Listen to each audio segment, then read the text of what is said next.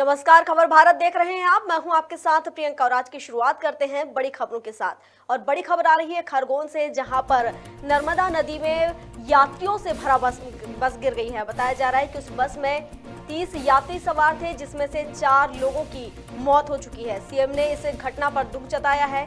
वहीं पूर्व जो मुख्यमंत्री थे कमलनाथ, उन्होंने भी दुख जताया है। धार जिले में यात्री बस के गिरने पर ये दुख जताया है सीएम शिवराज सिंह चौहान ने और कमलनाथ ने। और हालांकि एसडीआरएफ की टीम को भेजने के आदेश भी दे दिए गए हैं और उन्होंने कहा कि सभी के सकुशल रहने की मैं कामना करता हूं। खरगोन से ये बड़ा हादसा हुआ है, जहां पर एक यात्री से भरी बस नर्मदा नदी में गिर गई है। बताया जा रहा है कि उस बस में करीब 30 यात्री सवार थे और उनमें से 4 लोगों की मौके पर ही मौत हो गई है। हालांकि रेस्क्यू ऑपरेशन अभी जारी है। बताया जा रहा है कि इंदौर से महाराष्ट्र जा रही थी बस और इस दौरान ये हादसा हो गया, जिसमें 4 यात्रियों की मौत हो गई है। और इस पूरी घटना को लेकर सीएम शिवराज सिंह चौहान ने दुख जताया है और एसडीआरएफ को भेजने के निर्देश दिए हैं। इसके साथ ही पूर्व मुख्यमंत्री कमलनाथ ने भी इस घटना को लेकर दुख व्यक्त किया है। धार जिले में यात्री बस के गिरने पर ये दुख उन्होंने व्यक्त किया है और कहा कि मैं सरकार और प्रशासन से मांग करता हूं कि बचाव कार्य कर लोगों को राहत पहुंचाने का काम किया जाए। ईश्वर सभी को सकुशल रखे, ऐसी कामना भी उन्होंने की है। बड़ा हादसा खरगोन में। जिस तरीके से अब सावन का पहला सोमवार है, सभी लोग मंदिरों में पहुंच रहे हैं, सभी सकुशल रहने की और कहना चाहिए सुख समृद्धि की प्रार्थना कर रहे हैं मंदिर में जाकर। लेकिन वहीं दूसरी ओर ये बड़ा हादसा हो गया है, जिसमें 4 लोगों की मौत हो गई है।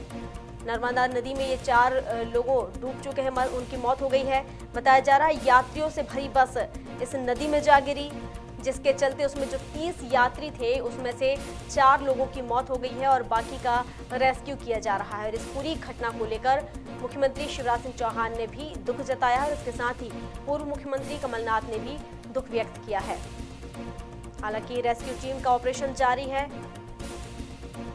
ये बड़ा हादसा तस्वीरों में आप देख सकते हैं, सीधी तस्वीर हम आपको दिखा रहे हैं, जहां पर एक यात्री बस नर्मदा नदी में डूबी हुई नजर आ रही है। यहां पर बड़ी संख्या में लोग मौजूद हैं। अफरा तफरी मची हुई है इस माहौल को लेकर कहीं ना कहीं। चलिए, इस पर अधिक जानकारी के लिए रोहित जोशी खरगोन से हमारे सहयोगी हमारे साथ जुड़ चुके हैं। रोहित, एक बड़ा हादसा हुआ है और एक यात्रियों से भरी बस कहना चाहिए नर्मदा नदी में गिर गई है। क्या कुछ परिस्थिति वहां की अभी?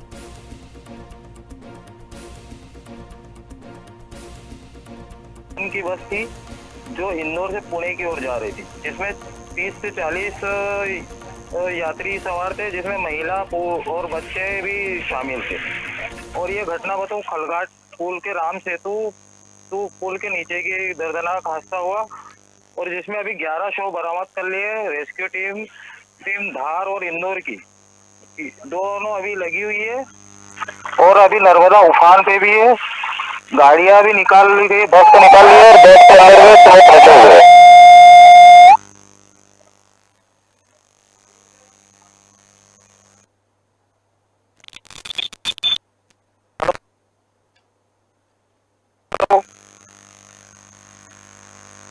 हेलो हेलो रोहित, किस समय की ये घटना बताई जा रही है? और बताया जा रहा है कि इसमें करीब 30 यात्री थे वो सवार थे। कितने लोगों मिल चुके हैं अभी? कितने लोगों की शिनाख्त हो चुकी है? अभी जो 4 लोग बताए जा रहे थे जिनकी मौत हो गई है, वो लोग कौन थे? क्या उनकी शिनाख्त हो पाई? वो अभी किसी की शिनाख्त नहीं हो पाई है। आपको मैं जानकारी दे दूं, अभी तक के 11 शव रेस्क्यू कर लिए गए और अभी इनकी किसी की शिनाख्त नहीं हुई है। इसमें टीमें लगी हुई है। ये कहां से कहां के लिए आ रही थी बस? कहां किस ओर जा रही थी? ये इंदौर से महाराष्ट्र जा रही, पुणे। जी, इस पूरी घटना पर सीएम शिवराज सिंह चौहान ने भी दुख व्यक्त किया और इसी के साथ जो पूर्व मुख्यमंत्री कमलनाथ थे उन्होंने भी दुख जताया है। जी रोहित। हाँ, घटना तो दुखद है। इसमें 40 यात्री थे और अभी तक किसी की बचने की कोई संभावना नहीं है। जी, तो अभी जब 4 लोग तो बताए ही जा रहे हैं कि 4 लोग उनकी मौत हो गई है घटनास्थल पर ही, लेकिन उसके अलावा भी किनका रेस्क्यू किया जा चुका है? कितने लोग बताए जा रहे हैं? 30 लोग थे। अभी 30 लोगों में से कितने लोगों मिल चुके हैं? 30 लोगों में अभी 11 के शव मिले और बाकी अभी किसी का पता नहीं। और नर्मदा उफान होने के कारण रेस्क्यू टीम को थोड़ी दिक्कत और तकलीफ आ रही है। वहाँ पे रेस्क्यू दल मौजूद है, पुलिस प्रशासन मौजूद है, उनका क्या कहना है इस पूरे मामले को लेकर?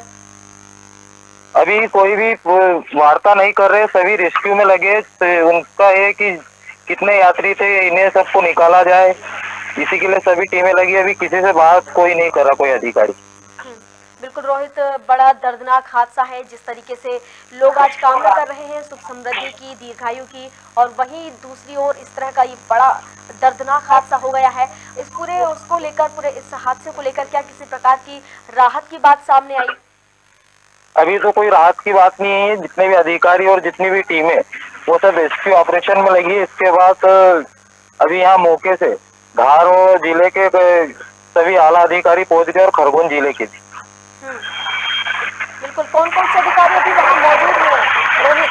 क्योंकि ये बड़ा हादसा है, जिस तरीके से 30 यात्री जो बस में गिर गए हैं और संभावना जताई जा रही है कि शायद उनमें से कोई भी ना बच पाए। एक बड़ा हादसा, कौन कौन से अधिकारी अभी वहाँ मौजूद हैं? अभी एसडीएम, तहसीलदार और अभी एसपी साहब ने सभी धार जिले के आ गए। चलिए ठीक है, बहुत शुक्रिया आपका तमाम जानकारी के लिए। ये खबर हम आपको बता रहे हैं खरगोन से, जहां पर एक बड़ा ही दर्दनाक हादसा हो गया है और एक बस में 30 लोग सवार थे, जिसमें से 4 लोगों की मौत हो गई है, 11 लोग शव बन चुके हैं। हालांकि अभी भी रेस्क्यू जारी है और इस पर सीएम शिवराज सिंह चौहान और पूर्व मुख्यमंत्री कमलनाथ ने भी दुख जताया है। अब अगली बड़ी खबर की ओर बढ़ते हैं, जो कि आपको बता दें कि राष्ट्रपति चुनाव आज होने वाले हैं, जिसको लेकर अब चुनाव जारी है। सुबह से ही राष्ट्रपति चुनाव के लिए मतदान जारी है और संसद और विधानसभाओं में ये वोटिंग हो रही है। शाम 5 बजे तक वोट डाले जाएंगे और 21 जुलाई को इसकी काउंटिंग की जाएगी। इसी के साथ 25 को इसके नतीजे आने हैं। आपको बता दें कि इस राष्ट्रपति चुनाव के लिए द्रौपदी मुर्मू भाजपा से हैं और इसी के विपक्ष में अगर हम बात करें कांग्रेस से, तो यशवंत सिन्हा आमने सामने है।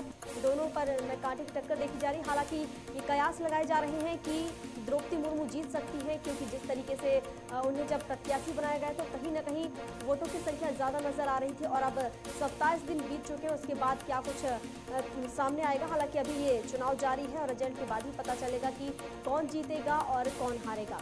लगातार आपको बता रहे हैं बड़ी खबर, जहां राष्ट्रपति का चुनाव होना है और इस चुनाव को लेकर आज वोटिंग सुबह से जारी है और ये शाम 5 बजे तक वोटिंग चलेगी। द्रौपदी मुर्मू और यशवंत सिन्हा दोनों आमने सामने हैं राष्ट्रपति पद के लिए। राष्ट्रपति चुनाव आज हो रहे हैं।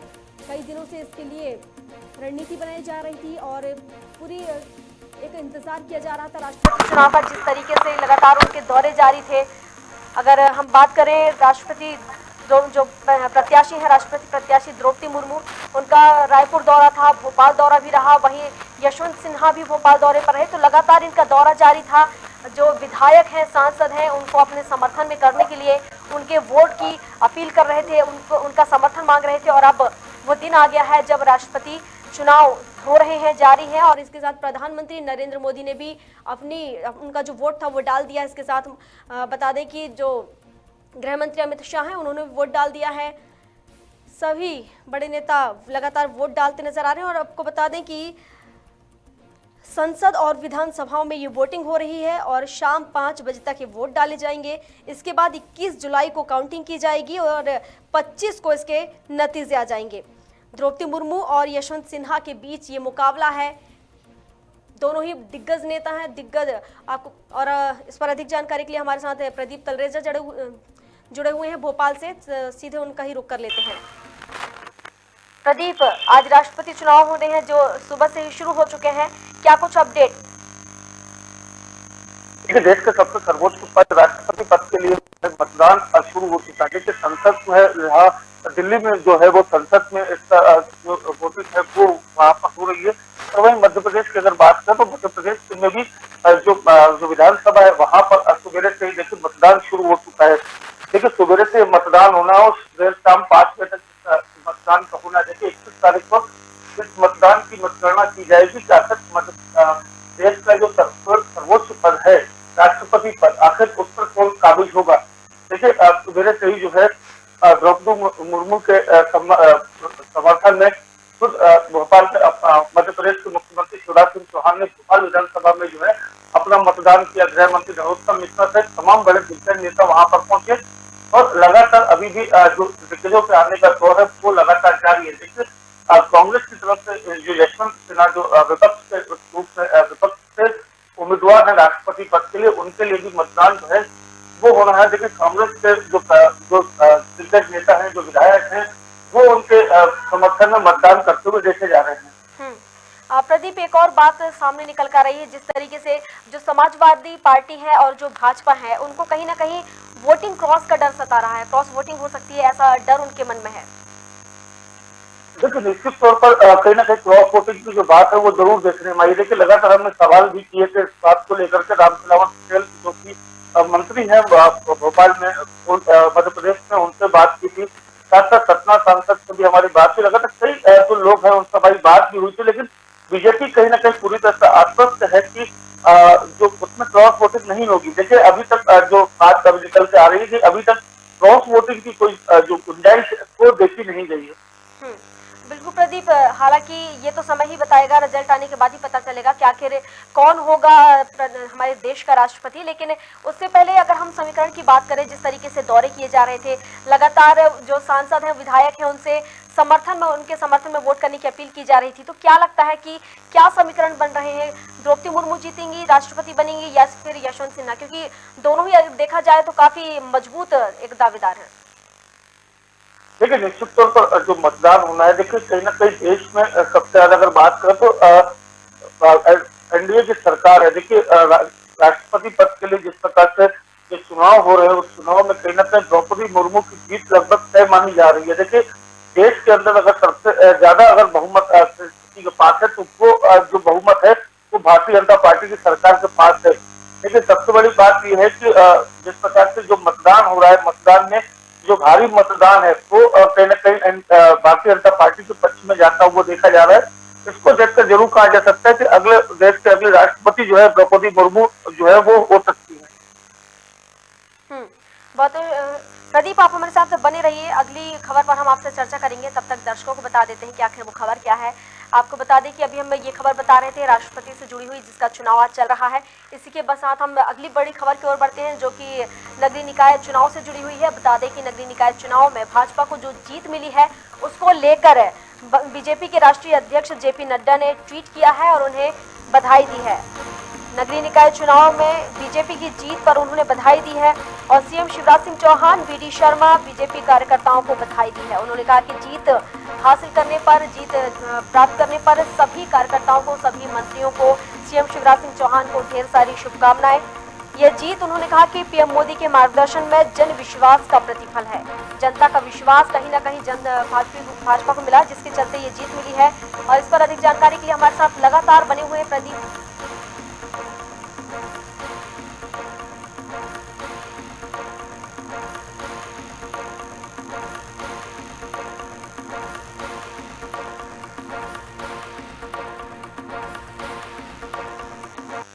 अगली खबर जो हम आपको बता रहे हैं, जहां पर नगरीय निकाय चुनाव में जीत हासिल करने पर बीजेपी के राष्ट्रीय अध्यक्ष जेपी नड्डा ने बहुत सारी बधाइयां दी हैं।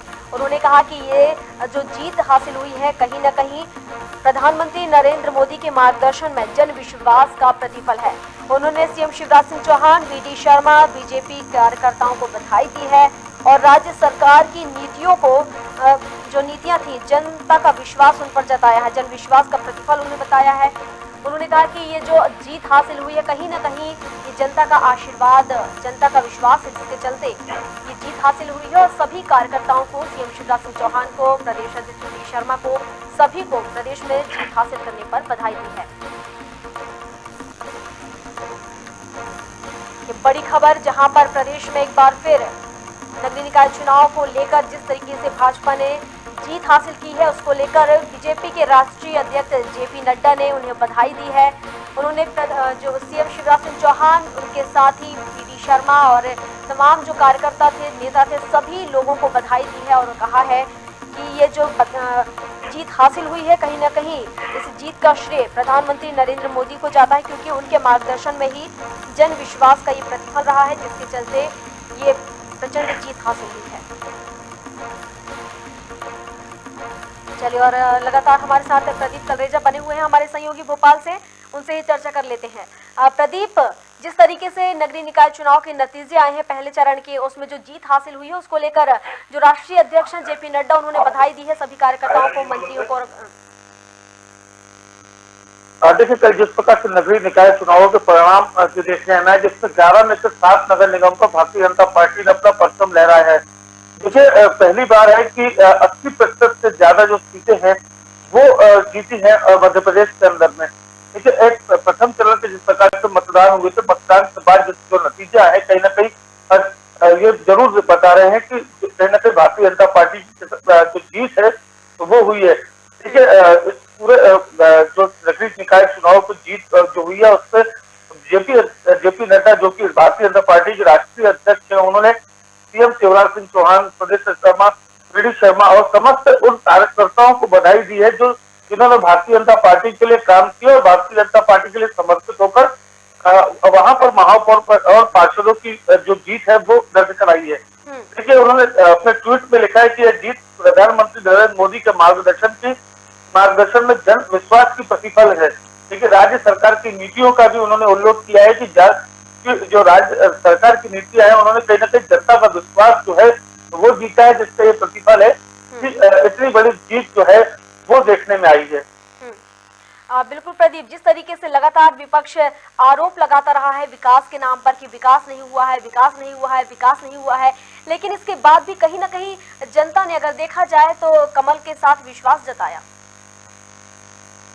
देखिए, निश्चित तौर पर ये जरूर कहा जा सकता है कि जो भारतीय जनता पार्टी की जो नीतियां रही हैं, नीतियों के चलते और कहीं ना कहीं सत्ता और संगठन का जो समन्वय है वो बेहतर तरीके से स्थापित हो पाया है।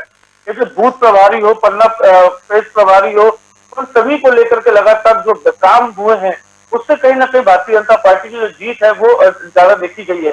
देखिए, अगर बात करें तो जिस प्रकार से जैसे अगर हम भोपाल की बात करें, भोपाल में उन व्यक्तियों को जो टिकट, जिस प्रकार से मालती राय को जो टिकट दिया गया, देखिए कहीं ना कहीं जो है उसको ये जरूर कहा जा रहा था कि एक वन साइडेड ये फैसला हो सकता है, लेकिन इसके बावजूद भी जिस प्रकार से कल जो फैसला आया है उसको देखकर कहीं ना कहीं इस बात का निर्णय जरूर लगाया सकता है कि भारतीय जनता पार्टी में एक सामान्य कार्यकर्ता को भी किसी भी निम्न पद से उठाकर उच्च पद तक बैठाया जा सकता है। देखिए, जिसका कहीं ना कहीं जो फायदा है दूसरे आने वाले कार्यकर्ताओं को देखने में मिलेगा।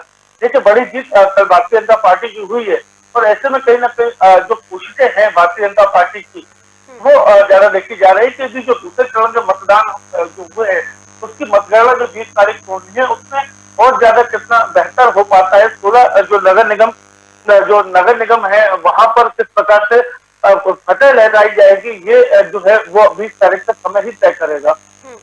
बिल्कुल प्रदीप, कल जिस तरीके से जो नतीजे सामने आए हैं, चाहे वो भाजपा हो या कांग्रेस हो, आम आदमी पार्टी हो या फिर कोई और पार्टी हो, सभी को ढेर सारी शुभकामनाएं खबर भारत की ओर से। लेकिन अब जो बात निकल के आती है, जो अब चुनाव तो हो गए हैं लेकिन अब लोगों की मूलभूत सुविधाएं हैं, जो विकास है उन पर ध्यान दिया जाए तो ज्यादा बेहतर होगा। जिस तरीके से अब जनता ने तो चुन लिया है, लेकिन अब जनता ने जब आपको चुना है तो आप भी जनता के लिए कुछ करिए।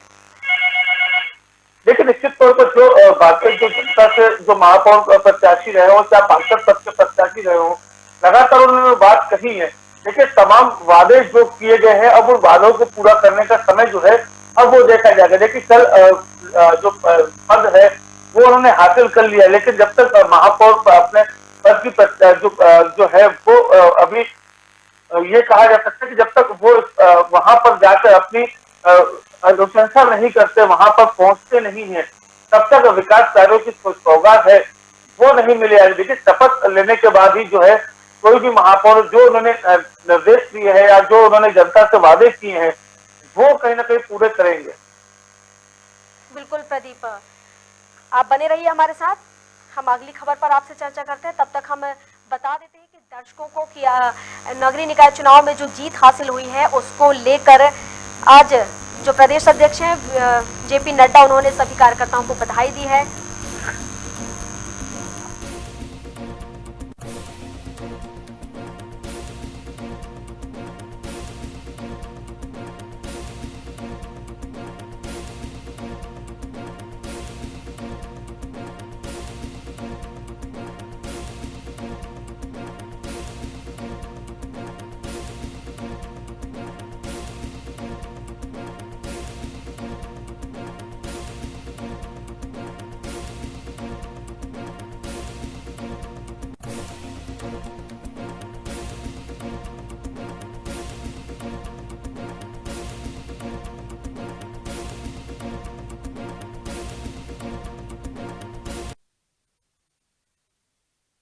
सावन से जुड़ी हुई। सावन जिस तरीके से शुरू हो चुका है और आज सावन का कहना चाहिए जो पहला सोमवार है वो आज है, जिसको लेकर मंदिरों में जन सैलाब उमड़ रहा है। बड़ी संख्या में श्रद्धालु मंदिर पहुंच रहे हैं। महाकाल के जयकारों के साथ पूरा शिवालय गूंजता नजर आ रहा है। महाकाल की पूजा का आज विशेष महत्व होता है, जिसके चलते आज बड़ी संख्या में मंदिर के बाहर श्रद्धालुओं का तांता लगा हुआ है। भक्तों का जन सैलाब देखने को मिल रहा है। मंदिरों के बाहर लोग मंदिर पहुंच रहे हैं, मनोकामनाएं लेकर, इच्छा पूर्ति की जो इच्छा है उनकी इच्छा पूर्ति की मनोकामनाएं लेकर मंदिर पहुंच रहे हैं और सुख समृद्धि और दीर्घायु की कामना कर रहे हैं। काफी हर्षोल्लास का विषय, जहां आज सावन के प्रथम सोमवार को देखते हुए बड़ी संख्या में प्रदेश के अलग अलग जिलों में, अलग अलग शहरों में, अलग अलग मंदिरों में ये भीड़ देखने को मिल रही है। पूरे देश में आज इसको लेकर विशेष रूप से पूजा की जाती है, जिसके चलते आज मंदिरों में भीड़ लग रही है और विशेष रूप से आज अभिषेक किया जाएगा शिव का, जिसके चलते मंदिरों में ये जन सैलाब उमड़ा है। सुबह से ही अगर देखा जाए तो भक्त यहाँ पहुंचने शुरू हो गए हैं और जो प्रभु है शंकर भोलेनाथ को मनाने में जुट गए हैं। सावन का ये पहला सोमवार और हमारे साथ प्रदीप लगातार बने हुए हैं। प्रदीप, आज सावन सोमवार है, पहला सोमवार है सावन का, किस तरह की भीड़ मंदिरों में देखने को मिल रही है? देखिए, सावन का पहला सोमवार और सावन के पर्व में कहीं ना कहीं ये जो दिक्कत है, भगवान शिव के जो अनन्य भक्त हैं वो इस जो पर्व है सावन का जो महा आता है उसमें कहीं ना कहीं ज्यादा उनका उत्साह जो है वो देखा जाता है। देखिए, लगातार आज सवेरे से ही जो है ये चीज देखी जाती रही है कि जो बड़ी संख्या में जो भक्तगण है वो लगातार देखे गए। देखिए, सवेरे से ही मंदिरों में भोलेनाथ के जो जयकारे हैं वो लगाए वो देखे जा रहे हैं। कई भक्तजन जो है वो लगातार इस चीज में लगे हुए हैं कि जल्द से जल्द बाबा का दर्शन कर सके। देखिए, जो मंदिरों में जिस प्रकार से उत्साह है वो ज्यादा देखा जा रहा है। लगातार ये कोशिश की जा रही है कि ज्यादा से ज्यादा लोग जो है मंदिर तक पहुंच सके। देखिए, इससे पहले हमने देखा है कि जो इससे पहले साल जब कहीं ना कहीं कोरोना की जो मार थी, जिसके कारण जो है लोग मंदिरों में ज्यादा नहीं पहुंच पाए थे, श्रद्धालु वहां पर नहीं पहुंच पाए थे। अब जो है खुलकर इस बार बाबा महाकाल की नगरी उज्जैन में भी पहुंच रहे हैं। अगर राजधानी भोपाल की हम बात करें तो सुबह से ही जो बड़े बड़े मंदिर है, जैसे गुफा मंदिर की हम अगर बात करें, क्योंकि राजधानी भोपाल का सबसे बड़ा मंदिर भी माना जाता है और वहां पर भी भक्तों की भीड़ जो है वो कहीं ना कहीं देखी जा रही है। लेकिन साथ साथ अगर हम बात करें दूसरे मंदिरों की तो वहां पर भी इस प्रकार का रुझान जो है वो देखा जा रहा है। लेकिन सबसे बड़ी बात है कि आज फूलों से फूल बंगले हैं वो वहां सजे हुए हैं। बाबा बटेश्वर में है, भक्तों जो है वहां पर पौधे भी कई लगातार बांटे जा रहे हैं कि जहां पर लोग पौधे भी लगाएं और कहीं ना कहीं अपने आसपास के जो पर्यावरण है उसको भी स्वच्छ बनाएं। बिल्कुल, बहुत बहुत शुक्रिया प्रदीप तमाम जानकारी के लिए। हम आपको बड़ी खबर बता रहे थे, जहां पर आज सावन सोमवार का पहला दिन है, जिसको लेकर मंदिरों में बड़ी संख्या में श्रद्धालु पहुंच रहे हैं और वहां पर पहुंचकर भगवान की पूजा अर्चना कर रहे हैं। इसी के साथ मुझे दीजिए इजाजत। हम फिर हाजिर होंगे किसी नई अपडेट के साथ, नई खबर के साथ। तब तक के लिए आप बने रहिए हमारे साथ और देखते रहिए खबर भारत।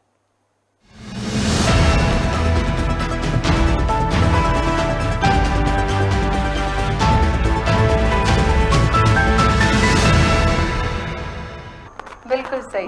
Thank you Isha. चूंकि मैं साहित्य